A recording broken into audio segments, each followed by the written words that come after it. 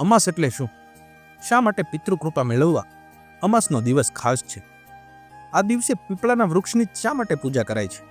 આવો જાણીએ. અમાવસ્યા એટલે એટલે કે સાથે, અને વસ્યા એટલે વસવું, એટલે કે સાથે રહેવાનું નામ અમાવસ્યા.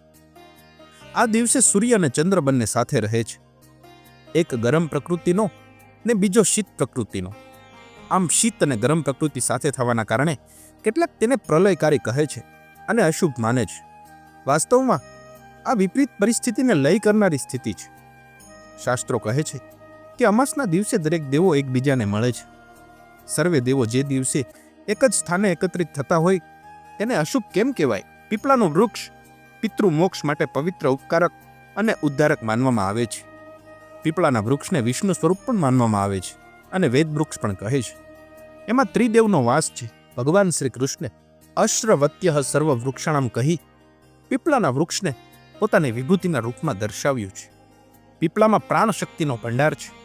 આ ઉર્જા અનિષ્ટ નિવારક અને આયુષ્ય વર્ધક છે.